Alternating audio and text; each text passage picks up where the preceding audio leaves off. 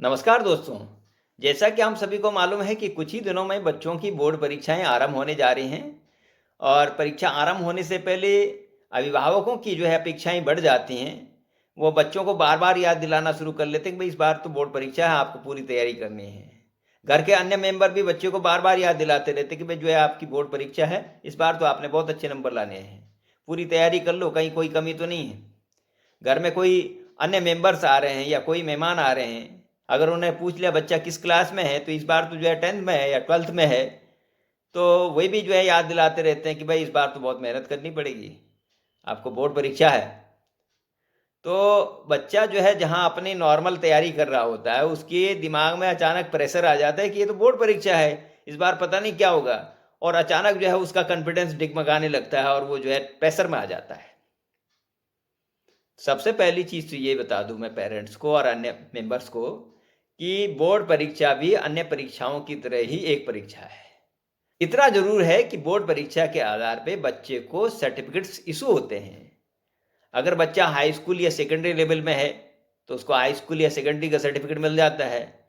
बच्चा अगर जो है इंटरमीडिएट या सीनियर सेकेंडरी में है, तो उस लेवल का उसका सर्टिफिकेट मिलता है। और अगर बोर्ड परीक्षा ही सर्वोपरि होती, सब कुछ होता है, तो इंजीनियरिंग के लिए अलग से जो है कॉम्पिटिटिव एग्जामिनेशन क्यों होता है? मेडिकल एंट्रेंस के लिए जो है अलग से कॉम्पिटिटिव एग्जामिनेशन क्यों होता है? बड़ी-बड़ी यूनिवर्सिटीज़ में एडमिशन के लिए जो है कॉम्पिटिटिव एग्जामिनेशन क्यों होता है? बैंक, पोस्ट ऑफिस या अन्य जगह के लिए जो है कॉम्पिटिटिव एग्जामिनेशन क्यों होता है? बोर्ड परीक्षा के आधार पे बच्चे को एक सर्टिफिकेट मिलता है, जो किसी भी परीक्षा में बैठने के लिए मिनिमम क्वालिफिकेशन तय करता है। बस इसका आशय यही है। तो पहली चीज़ तो ये है कि बच्चे के मन से ये निकाल दो कि ये जो है कोई बहुत बड़ी परीक्षा है और आपको प्रेशर, आप बिल्कुल बच्चे में दबाव बनाना शुरू कर लेते हैं। दूसरी चीज़ है, बच्चे के मन से प्रेशर दूर करने के लिए आप ये कर सकते हैं कि बच्चे को 2 प्रकार के एम दिखाएँ। एक शॉर्ट टर्म एम्स, एक लॉन्ग टर्म एम्स। बच्चे को बोलना भाई ये परीक्षा तो है, बोर्ड परीक्षा है। ये आपके भविष्य को तय करेगा कि आपको इंजीनियरिंग में जाना है, मेडिकल में जाना है या फिर अन्य कॉम्पिटिटिव एग्जामिनेशन में जाना है या फिर आर्मी में जाना है। ये कहीं न कहीं जो है आप उसको जो है समझवा दिखाएँ, जिसके आधार पे बच्चा जो है ये कहेगा कि भई मुझे जो है अच्छा परफ़ॉर्मेंस करना है और इसके आधार पे ये तय होना है कि मैंने किस दिशा में आगे बढ़ना है। तो ये एक जो है शॉर्ट टर्म एम के द्वारा लॉन्ग टर्म एम का जो है आप उसको इशारा करेंगे और उसके आधार पे बच्चा सोचेगा कि मुझे जो है मुझे तो वहाँ जाना है, तो उसका प्रेशर एकदम से जो है थोड़ा-सा दूर हो जाएगा। दूसरी चीज़ जो है अब आती है कि बच्चे की परीक्षा की तैयारी कैसे कर लें।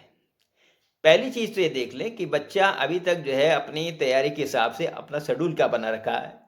कई बार ऐसा होता है बच्चा कन्फ्यूज़न में होता है कि ये टॉपिक भी पढ़ लो, ये भी टॉपिक पढ़ लो और कहीं मेरा ये ना तैयार हो रहा हो, ये ना तैयार हो रहा है और वो प्रेशर में रहता है। पहले तो प्रत्येक सब्जेक्ट को एनालाइज़ कर लें कि कौन-कौन से सब्जेक्ट्स में वो जो है कठिनाई महसूस कर रहे हैं। सब्जेक्ट के अंदर भी जो है डिफरेंट टॉपिक्स की एक सूची बना लें कि कौन से टॉपिक्स में उसको कंफर्टेबल महसूस कर रहा है, जहाँ पर जो है उसको लग रहा है कि ये टॉपिक्स में जो है मेरा कॉन्फिडेंस ठीक है, और कौन से टॉपिक्स में जो है उनको थोड़ा-सा अपेक्षाकृत कुछ कठिनाई आ रही है। कौन से टॉपिक्स ऐसे हैं जिन जो उनको टफ लग रहे हैं। तो एक जो है मोटी-मोटी सूची बना लें। कई बार मैं इसलिए सूची बनाने की बात कर रहा हूँ कि कई बार जो है बच्चे बहुत ही टफ टॉपिक को पढ़ना शुरू कर लेते हैं, सोचते हैं कि मेरी ये टॉपिक जो है छूट गया, ये टॉपिक छूट गया, और जिन टॉपिक्स में उनका जो है अच्छा कॉन्फिडेंस है, उसको रिपीट नहीं करते हैं और एग्जामिनेशन के दौरान ऐसे टॉपिक्स में भी जो है गलतियाँ कर जाते हैं। कृपया करके ऐसा बिल्कुल न करें। प्रत्येक सब्जेक्ट में 4 प्रकार के टॉपिक बनाएं। पहला टॉपिक या पहला जो है ऐसा संबोध जिनमें बच्चा पूरी तरह से जो है उसकी कमांड है और कॉन्फिडेंस है। सेकंड टॉपिक जहां पर बच्चे की कमांड तो है लेकिन थोड़ा बहुत उसमें कंफ्यूजन है, कहीं पे जो है कुछ दूर करने की आवश्यकता है। तीसरे टॉपिक ऐसे हैं कि जो थोड़ा टफ लग रहे हैं उसको, उनमें जो है बच्चे को जो है थोड़ा मेहनत करने की जरूरत है। और चौथे ऐसे टॉपिक भी हो सकते हैं जिनमें बच्चा बहुत ही कठिनाई महसूस कर रहा हो और वो सोचता है कि यार मेरी समझ में ये कैसे आएगा।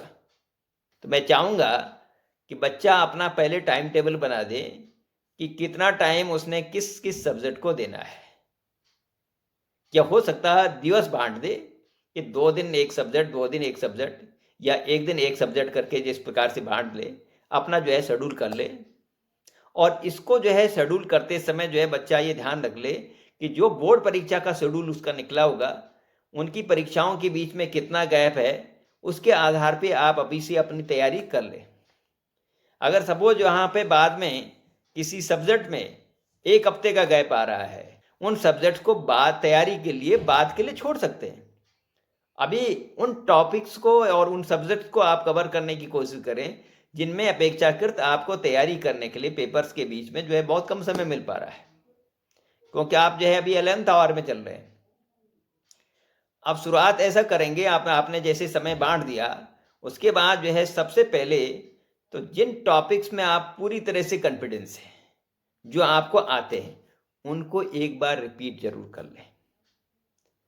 क्योंकि कई बार ऐसा होता है कि ऐसे टॉपिक्स रिपीट न होने के कारण आपके कंफ्यूजन की जो है संभावना ज़्यादा बनती है। टॉपिक नंबर 2, जिनमें आपको कहीं कंफ्यूजन हो रहा है, तो उनको भी रिपीट करें, लेकिन जो है उन कंफ्यूजन्स को दूर करने के लिए आप जो है शॉर्ट नोट्स बनाना शुरू कर लें। हालांकि कॉन्फिडेंस वाले टॉपिक्स में भी जो है आपको शॉर्ट नोट बनानी चाहिए, लेकिन ऐसे टॉपिक जिनमें कंफ्यूजन हो रहा है, थोड़ा बहुत कंफ्यूजन हो रहा है, उनमें भी आप शॉर्ट नोट बना दें कि क्या क्या कंफ्यूजन आपका हो रहा है, उसको दूर कैसे किया जाए। तीसरे प्रकार के जो टॉपिक्स हैं जो थोड़ा टफ है, उनमें आप थोड़ा मेहनत करें, उनमें आपको थोड़ा ज़्यादा टाइम देना पड़ेगा और उसको पूरी तरह से थोरोली जा करके उसको जो है दूर करना पड़ेगा, ताकि आपका उन पे भी आपका कमांड हो जाए और कॉन्फिडेंस आ जाए। लेकिन ऐसे टॉपिक्स में जो है शॉर्ट नोट्स जरूर बनाएं। शॉर्ट नोट्स का मतलब आप पूरा जो है लिखना नहीं, बल्कि जो है उसका जो है एक शॉर्ट ब्रीफ में कुछ कुछ मेन पॉइंट्स को आप नोट कर लें, ताकि एग्जामिनेशन से पहले आप शॉर्ट नोट्स को एक बार देख लेंगे तो आपको पूरा जो है टॉपिक आपका क्लियर हो जाएगा कि मैंने वहाँ पर क्या लिखा था और कहाँ पे क्या लिखा था। और अगर जिन टॉपिक्स में बच्चा बहुत ज़्यादा कठिनाई महसूस कर रहा है, उनकी संख्या 5% या 7% आ रही है, मेरा तो थोड़ा अनुरोध है कि अगर आप कर सकते हैं तो ठीक है, नहीं तो समय जाया न करें। कभी कभी ऐसा होता है कि बहुत टफ टॉपिक्स में बच्चा समय जाया करता है और आपका जो है 5-7% जो टॉपिक्स है उनको कवर करने के चक्कर में 25-30% टॉपिक्स का जो है आपका छूट जाता है। और बच्चों को बाद में रहता है, बच्चा इस मुगालते में रह जाता है कि मेरे पास तो समय ही नहीं रह गया। तो अगर आप इस स्ट्रैटेजी में भी चल सकते हैं कि ठीक है बाद में समय मिल जाएगा तो टॉप टॉपिक्स पे कोई देख ले, लेकिन अभी जो है आपके जितने आपके हाथ में हो तो उसको तो कवर कर लो। अब पता चल रहा है हम उसको पकड़ने के लिए जो हमारे हाथ में ही नहीं है, जो हाथ में है वो भी छूट गया। तो इस ढंग से जो है आप अपनी स्ट्रेटेजी जरूर रख लें। अदरवाइज क्या होगा कि जो आपने जो है जो आपको थोड़ा बहुत याद है या जो हल्का फुल्का जो आपको कंफ्यूजन है, उनके लिए आप समय नहीं निकाल पाएंगे और केवल टफ टॉपिक्स के पीछे रह जाएंगे और वो ना तो उसको पूरा कर पाए या ना तो इसके लिए समय दे पाए। और बच्चा जो है और कंफ्यूजन और प्रेशर में आ जाता है कि मुझे तो ज़्यादा नंबर लेने हैं, ज़्यादा नंबर लेने हैं। तो इसको थोड़ा सा इस स्ट्रेटेजी से चलेंगे तो ज़्यादा अच्छा होगा। जब आप कोई तैयारी कर रहे होंगे तो तैयारी करते समय आप थोड़ा थोड़ा ब्रेक भी ले लें। ऐसा नहीं कि लगातार आप काम कर रहे हैं। बच्चे को जो है थोड़ा ब्रेक का टाइम दें। मेरा एक अनुरोध है कि उसको इस समय परीक्षाओं के दौरान खाना भी हल्का दें, पानी ज़्यादा पिलवाएं, नींबू पानी वगैरह, थोड़ा गर्म पानी वगैरह जो है उसको पीने के लिए दे दें, ताकि उसको जो है एसिडिटी ना हो और इस प्रकार से जो उसका स्वास्थ्य खराब ना हो। थोड़ा समय समय पर कॉन्फिडेंस देने की कोशिश करो कि ऐसी कोई बड़ी बात नहीं है, परीक्षा आप बहुत अच्छे नंबर से पास कर लेंगे और आप जो है अपनी मेहनत से जो है ठीक तैयारी कर रहे हैं। ये जो है पेरेंट्स के द्वारा और अन्य के द्वारा जो मेंबर्स हैं उनके द्वारा बच्चे को कॉन्फिडेंस दिलाना चाहिए। जब बच्चे को थोड़ा बहुत कहीं किन्हीं टॉपिक्स में कन्फ्यूजन हो रहा हो और उनको लग रहा है कि इसमें जो है मुझे कोई एडिशनल सपोर्ट की ज़रूरत है, तो आप बच्चों का एक ग्रुप भी बना सकते हैं कि उनको जो है उनसे बातचीत करने के लिए, ताकि जो है आप किसी टॉपिक्स में अगर कन्फ्यूजन हो रहा है तो 2-3 बच्चे मिलकर के आप उस कन्फ्यूजन को दूर कर सकते हैं। या इंटरनेट पे भी बहुत सारी सामग्री मिलती है, उसके माध्यम भी से भी अपनी कन्फ्यूजन को दूर कर सकते हो। लेकिन ध्यान रहे दोस्तों से बात करते समय, इंटरनेट पे सफरिंग करते समय, कभी कभी आप बातचीत करते करते या सर्च करते करते आगे निकल जाते हैं, और अगर बच्चे को लगता है कि इससे आपका जो है समय ज़्यादा ज़ाया हो रहा है, तो उस पर जो है आप ना जाएं, बल्कि अपनी किताबों पे भी फोकस करें। तो मैं पेरेंट्स से चाहूँगा कि बच्चे को जो है एकदम हल्के फुल्के मूड में रहने दें। सभी की अपेक्षा होती है कि उनके बच्चे बहुत अच्छे नंबर से पास हों, बोर्ड परीक्षा में बच्चों का नाम रोशन हो, लेकिन कहीं ऐसा ना हो कि इस हमारे प्रेशर के कारण बच्चे इतना तनाव में आ जाएं, इतने दबाव में आ जाएं कि उनका पेपर ही खराब होना शुरू हो जाए। और उस समय जो है तब पेरेंट्स के मन में एक ही बात रह जाती है कि इसका स्वास्थ्य कैसे ठीक हो, पेपर वगैरह सब भूल जाते हैं।